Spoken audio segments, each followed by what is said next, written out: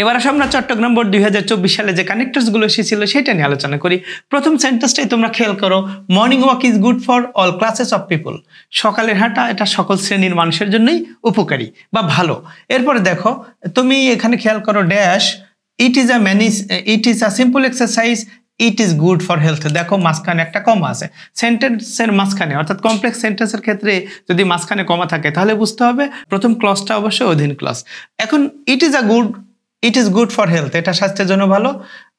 এর আগে বলছি it is a simple exercise. তাহলে সিম্পল যদি স্বাস্থ্যের জন্য কতটুকু ভালো হয়, কিন্তু এখানে যেহেতু ভালো নির্দেশ করা হচ্ছে অর্থাৎ দুইটা সেন্টেন্সের মধ্যে কিছুটা বৈপরীত্য আছে। আর এই ক্ষেত্রে আমরা বৈপরীত্য যদি দেখি সেক্ষেত্রে আমরা অবশ্যই দো অথবা অলদো লিখবো। মিনিংটা খেয়াল করো, দো যদিও it is a simple exercise, যদিও এটা সাধারণ একটা এক্সারসাইজ বা ব্যায়াম, it is good for health, এটা স্বাস্থ্যের জন্য ভালো, বোথ ফিজিক্যালি অ্যান্ড মেন্টালি। দেখো দুইটা অ্যাডভার্বের মাঝখানে তো অ্যান্ড ছাড়া তার কিছু দেওয়াই যাবে না। তাহলে আশা করি তোমরা বুঝতে পেরেছো বি পর্যন্ত। এরপর সি নাম্বারটা দেখো, the morning is fresh and free from any kind of noise and pollution. দেখা এখানে একটা কমা রয়েছে।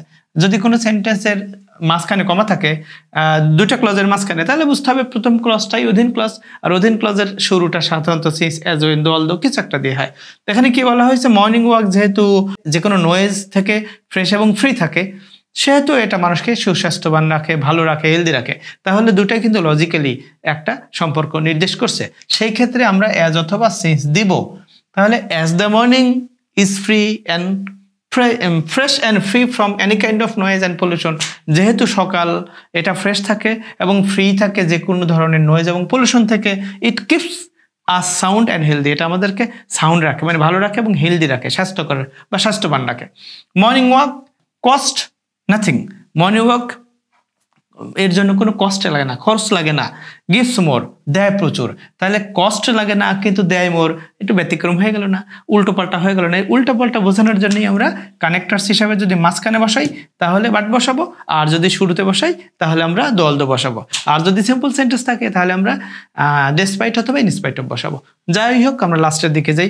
আমরা বলতেই পারি যেহেতু মর্নিং ওয়াক আমাদের ওয়াকের ক্ষেত্রে আমাদের খরচ হয় না কিন্তু এটা প্রচুর আমাদেরকে প্রদান করে, সুতরাং we should make a habit of morning walk, সুতরাং আমাদের উচিত মর্নিং ওয়াককে হ্যাবিটে নিয়ে আসা। সুতরাং বলতে তো আমরা বুঝি। আশা করি তোমরা বুঝতে পেরেছো। আসে এবার আমরা পরবর্তী বোর্ডটা নিয়ে কথা বলি।